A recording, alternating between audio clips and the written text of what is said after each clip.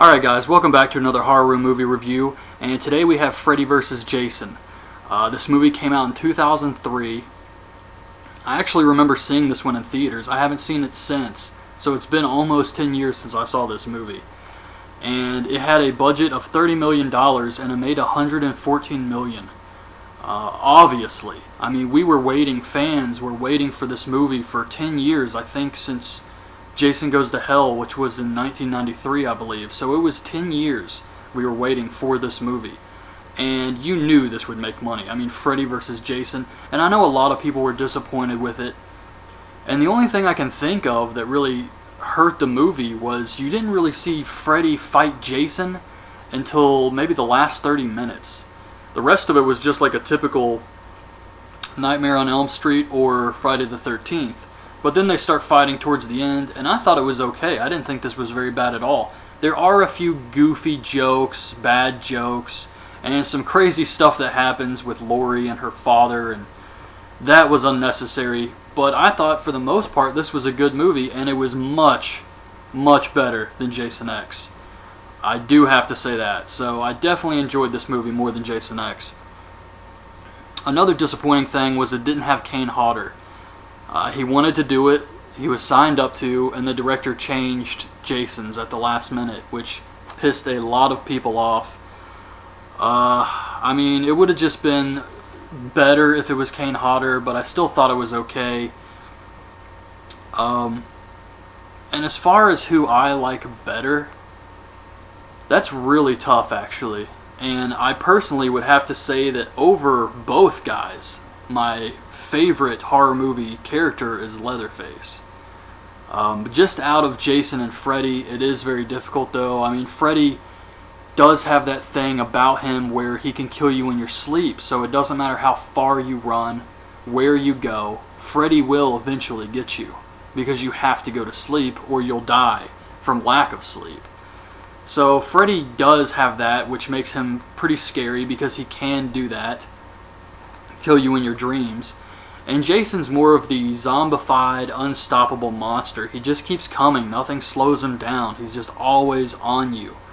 Kind of like Michael Myers. But to me personally, I just think Leatherface is much more scary and disturbing than any of them. Probably because he could be a real guy. I mean, Leatherface doesn't have powers. He's just a creepy guy who lives in Texas. And he lives so far out there that nobody knows what he does. And he kills people and eats them and wears their skin and everything. And he's based off of Ed Gein, a real-life serial killer. And there's just something creepy about that to me. I know people get scared about different things. Different things freak people out for different reasons. Like some people really can't stand exorcism movies or paranormal activity type movies. And those movies are creepy. But something about the Texas Chainsaw Massacre family where you just feel that there could be a freaky family out there doing this and nobody knows. And you just kind of get that with those. So that's why I enjoy the Texas Chainsaw Massacre movies, is they genuinely are very disturbing. But this is about Freddy vs. Jason. So the intro starts, and the first thing I notice is they combine the music, and that was a great touch with the Nightmare on Elm Street little do-do-do-do-do, and the Jason ch-ch-ka-ka-ka-ka. And I thought that was really cool. So the first thing we see is Freddy acting creepy. He's still human at this point. It's more of a flashback, and he's getting burned by the parents. They show a montage of old scenes, and he says that he can't come back if the kids forget about him. So what has happened here is people aren't afraid of Freddy anymore. He's been gone for a while, and whenever he would kill people, I guess the town would cover it up so that no one would mention Freddy, so other kids wouldn't get afraid, which is where he gets his power. So he's really pissed off because they forgot about him. So he says that he searched hell and he found Jason, which is his ticket home. So Freddy Krueger's elaborate plan here is to awaken Jason, send him to Elm Street, have him start killing people. The townspeople will think Freddy's back. They'll start talking about him again. It'll spread, and then he'll have his power back. So that's kind of what Freddy's going for here. Of course, things don't work out that way. Jason starts killing off kids that Freddy was going to kill, so he gets pissed off about it. He's like, that one was mine, and he can't control Jason. So then they kind of start fighting over that. But so that's his plan. We see a girl skinny dipping, and Jason kills her. And then we see that it's actually a dream, and Freddy impersonates Jason's mother, tells him to rise up, go to Elm Street. We see his body come back to life, and Jason wakes up, and he just goes off. This apparently is how Jason came back from hell. Jason X came out first, but it's supposed to take place after this, and that's why in Jason X they didn't explain how he came back from hell. So this is how Jason actually does come back from hell. It's because of Freddy Krueger. So we see Jason, he's at Elm Street. These three girls are having a party. Jason is watching from outside. One unknowingly flicks a cigarette and it hits him in the face. And then these two guys come over, Trey and Blake. And this was creepy as hell to me because these guys just gave off a very big rape vibe. Like, there was one part where Blake went to go get a beer for Lori or something, and I thought he was going to like slip something in there and then she's going to fall asleep and see Freddy, because these guys were very, very sketchy. Complete asshole characters. You couldn't wait for them to die also. So Jason goes up to the bedroom where Gib is having sex with Trey, and she goes to take a shower. And while she's in the other room, Jason just stabs Trey with the machete. And this was pretty awesome because you just see it going through the bed, and then Trey makes some type of noise showing Jason he's still alive. So Jason takes the bed and just slams it together and breaks his back. Makes him humble, if you would. And so Gib comes out of the bathroom. Jason's gone or something. I don't know what the hell that was. But she comes out. She sees this. She starts screaming. All of the rest of the people come out of the house. They flag down a cop car. And the policeman is actually that guy. I know he's been in more stuff, but the only thing I could remember is Night at the Roxbury and Scary Movie. So this guy is a cop. He phones it in, and a deputy comes with the sheriff to look at the bodies, and the deputy says, I think Freddy's back, and the sheriff tells him not to say his name. Be quiet, we don't say his name around here anymore. And the other thing is the cop from the Night at the Roxbury has just recently moved to Elm Street, so he doesn't know anything about Freddy.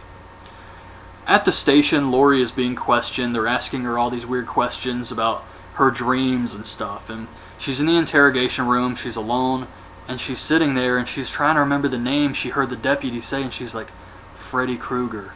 And then she is in the dream world. And she's walking around the dream world, and she sees a little girl who has no eyes and tells her that Freddy's coming. And then we hear the song, 1, 2, Freddy's coming for you. And so she doesn't know about Freddy at all either, but she's trying to figure out what's going on. She wakes up because Freddy pops out and he says something to her, and then she wakes up. He can't hurt her because he doesn't have power yet. He's still not strong enough. Jason's only killed one person, so he's getting there, but he just doesn't have any power. Then we go back to Blake, who's at home. He's drinking, and he's really upset about his friend. He's like, "Damn it, Trey!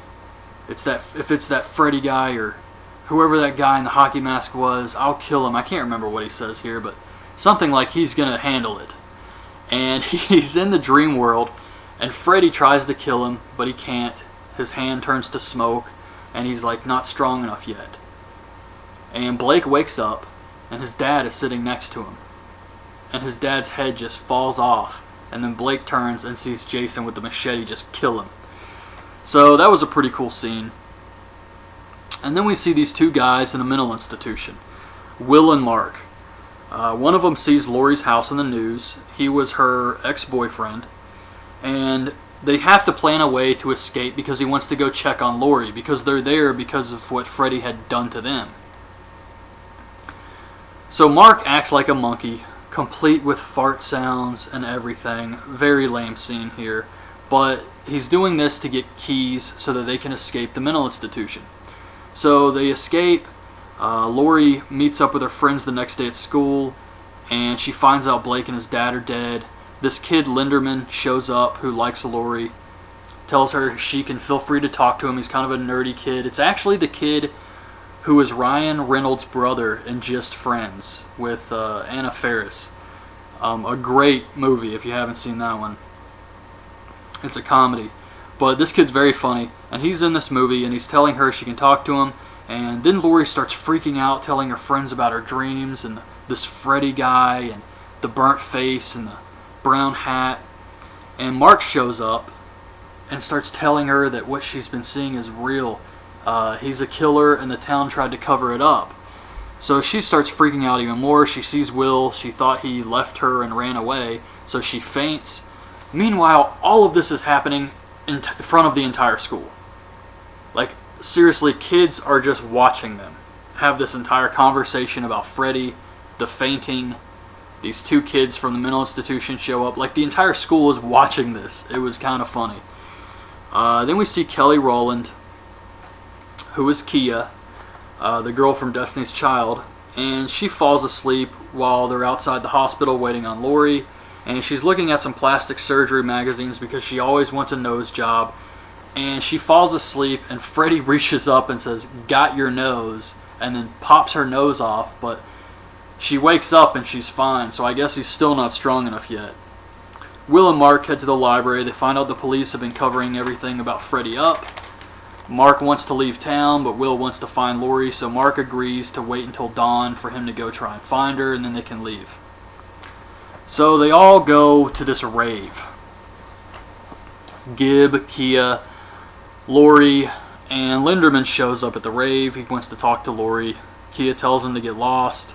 Will shows up, finds Lori, and she says that she never got any of his letters, obviously, because they're trying to cover it up. They want any kids who did run into Freddy not to tell the other kids about it so it doesn't spread. Gibb passes out. This poor girl.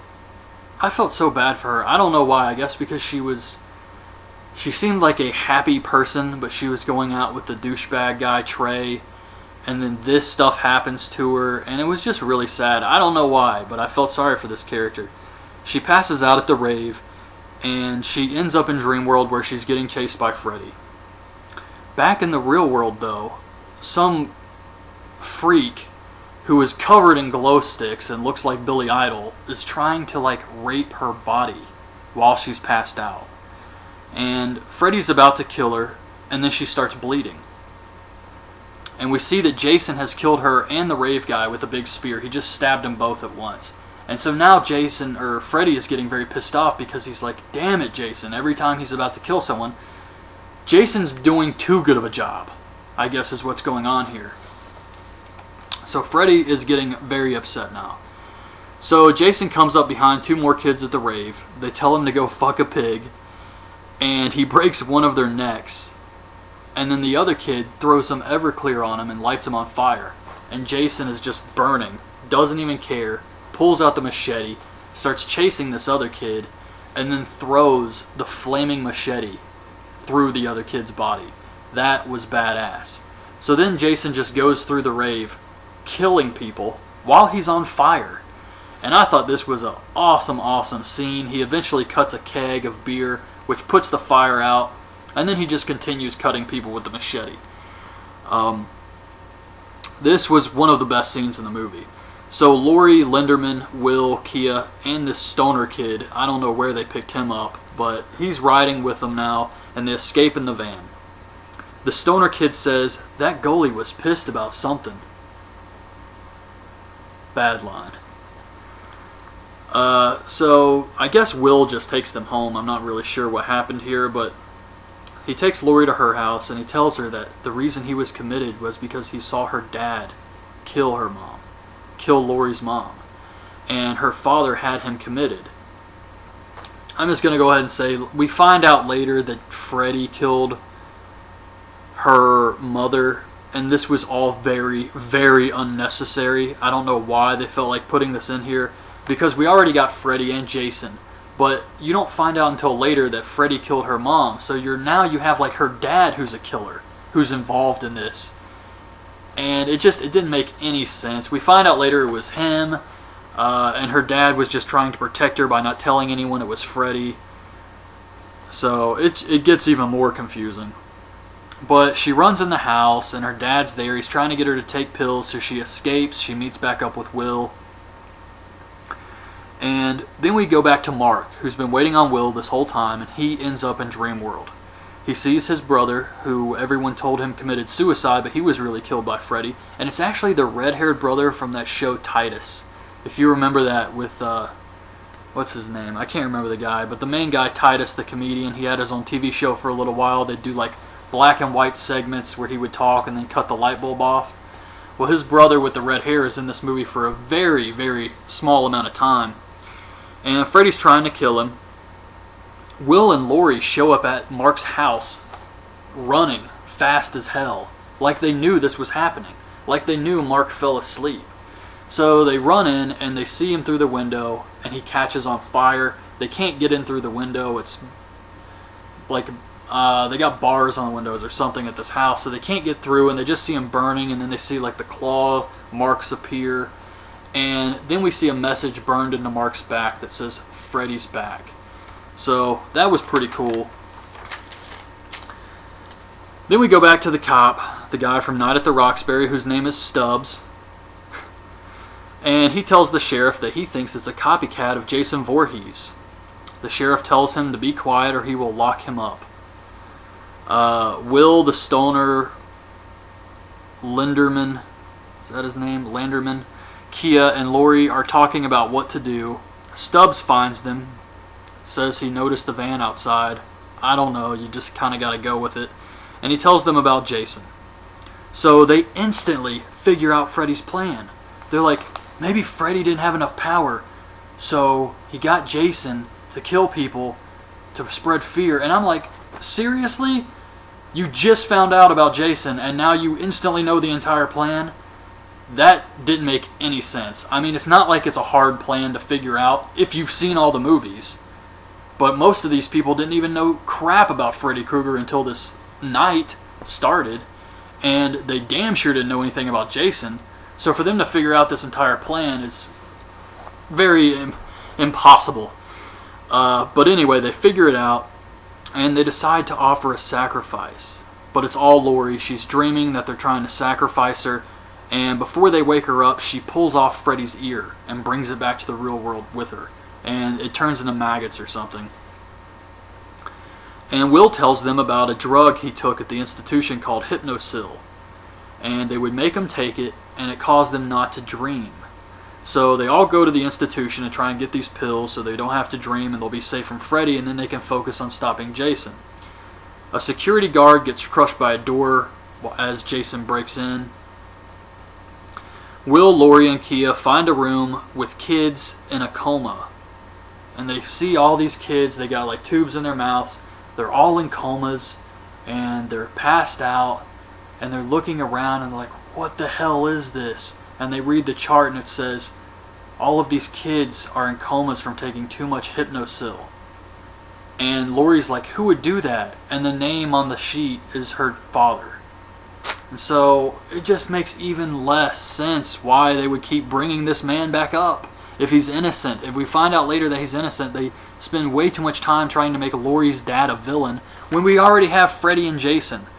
Like the two most iconic horror movie characters of all time, Freddy and Jason, and you're trying to make Laurie's dad a freaking villain here? I mean, it was just stupid.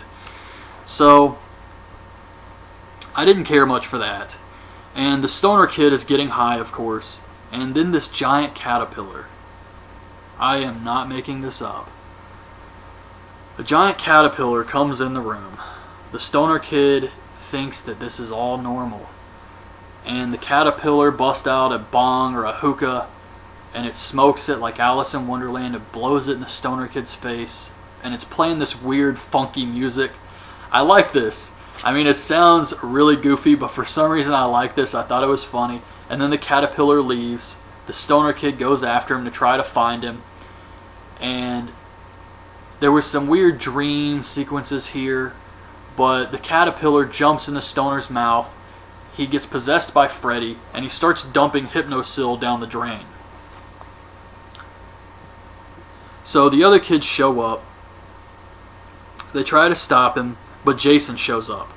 He cuts some monitors, electrocuting him, and he grabs Stubbs, the cop, which kills him because of the electrocution. And we see that the stoner kid is waiting on Jason. The others run past him and they're like, "Come on, man, what are you doing? What are you doing?" Even though they saw him dumping the pills that he came there for down the drain, they still think he's like on the up and up. And it's Freddy, and he's got these tranquilizers, these gigantic needles. And he looks at Will, who's like, "Come on, man, we gotta go." And he's like, "Let me handle this, bitch."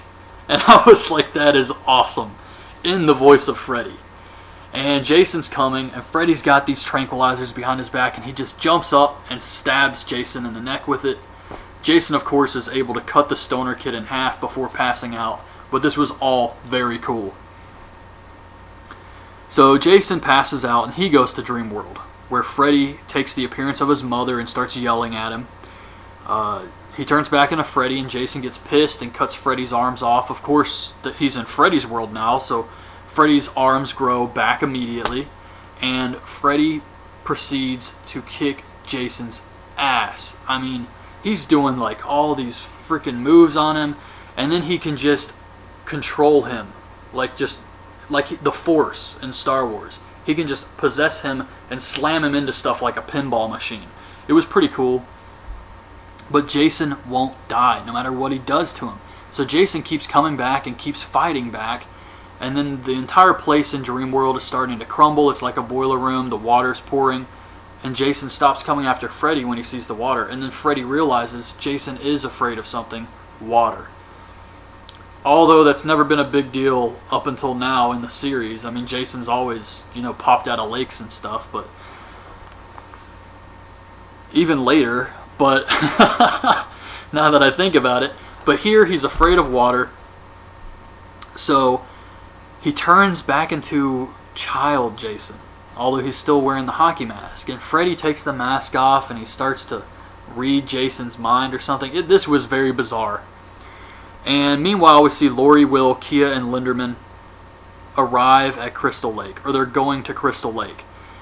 I didn't care much for this because are we really supposed to leave, or are we really supposed to believe that they can just drive to Crystal Lake from Elm Street? Like, they're seriously that close to each other? And they seriously got there in like 30 minutes. An hour tops. So that was kind of unbelievable. But they have Jason's body in the van, and they're continuing to inject him with tranquilizers, trying to keep him sedated so that he can keep Freddy distracted. Lori takes some tranquilizers, putting herself to sleep so she can also go to Dream World. I'm not really sure why. They have some plan where Jason can beat Freddy, and it's like win-win if Freddy beats Jason. I'm not really sure why Lori felt it necessary to go, but she sees Jason as a kid getting picked on at Camp Crystal Lake, and he starts drowning. She tries to save him, but Freddy continues to drown him. She can't get him off him. And back in the real world, Kia is watching Jason spitting up all this water. She lifts the hockey mask like she's going to perform mouth-to-mouth on him. And Jason wakes up. This scares Will, who wrecks the van. And Lori is now trapped with Freddy. Jason's gone, but she's still stuck in Dream World with Freddy. And in the real world, they're trying to protect her, trying to get her to wake up, but Jason attacks. So he's coming through the cabin with the machete, he's chopping everything, and Lori's arm falls into some flames. So this causes her to wake up, and she's holding on to Freddy, so she brings Freddy into the real world like she did when she ripped his ear off. So she brings Freddy into the real world, and Jason starts kicking the crap out of Freddy. This was another really cool moment here. They started fighting back and forth. The kids escape. Linderman is injured. He dies from his injuries. eventually they fight onto some type of factory place. Like Freddy's like cutting these air tanks and shooting them like torpedoes at Jason. All types of stuff here. This was very cool, a very good fight scene. I enjoyed this. And Freddy eventually catches up to Will and Laurie. He escapes from Jason, and Kia shows up and distracts Freddy so that Will and Laurie can leave. And she starts insulting Freddy, saying he's wearing like a Christmas sweater, and he's using the hand knives as a way to compensate for something, and Jason has a really big machete and Freddy's just got these little fingers.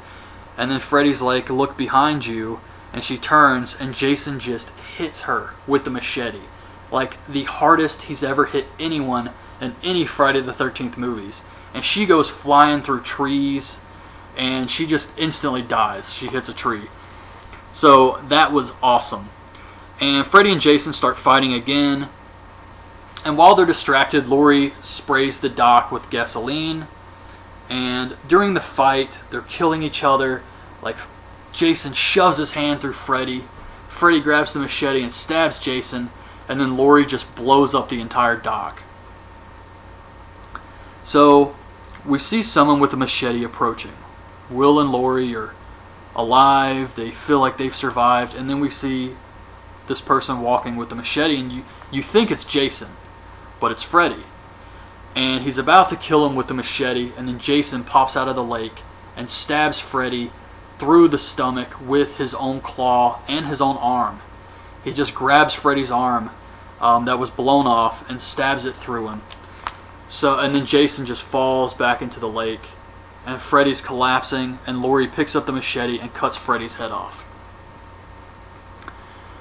So, Laurie and Will leave, and the last thing we see is it's morning, it's a new day, and Jason leaves the lake carrying Freddy's head. However, Freddy's head looks at the camera and winks, and then you hear Freddy laugh as it fades to black. So of course, they're not going to kill one of these guys off. I mean, I would have to say that throughout most of this movie, Freddy dominated. Pretty much every single fight, even when Freddy was brought into the real world, he still put up a hell of a fight. He was just so quick. There was one scene where Jason was going to cut Freddy with the machete, and Freddy cuts his fingers off real fast. And it's just things like that. Like, Freddy is smarter than Jason, and he really just beat the hell out of him the whole movie. But towards the end, of course, they can't have a winner. I mean, it's Freddy versus Jason, but you can't have a winner. Both characters are so iconic that they kind of just have to take each other out.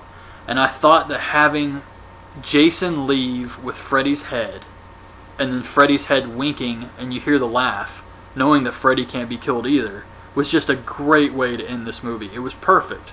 So that's it, really. I have to say, I know a lot of people shit on this movie, but I enjoyed it. I had fun watching this. I could have done without the father storyline. That was unnecessary as hell. But I liked the build-up, and I liked how Freddy was using Jason. I thought that was a great idea and a good way to bring Jason back to reality. And then I liked how Freddy got pissed because Jason was stealing all his kills. So it made sense to me. I liked that. And then when they started fighting, I thought they did a great job with the fight scenes, like the construction yard fight scene and stuff like that. I thought they did a great job. So I enjoyed this movie. I would recommend this movie if you haven't seen it. And that's it, really. That's my review of Freddy vs. Jason. I'll be back next week with the final review in the Friday the 13th franchise, and that is the remake of Friday the 13th, which I also saw in theaters and I really liked. So I'll be back next week to do a review of that. So I hope you guys liked this video. Leave your thoughts on this movie in the comments below, and thanks for watching.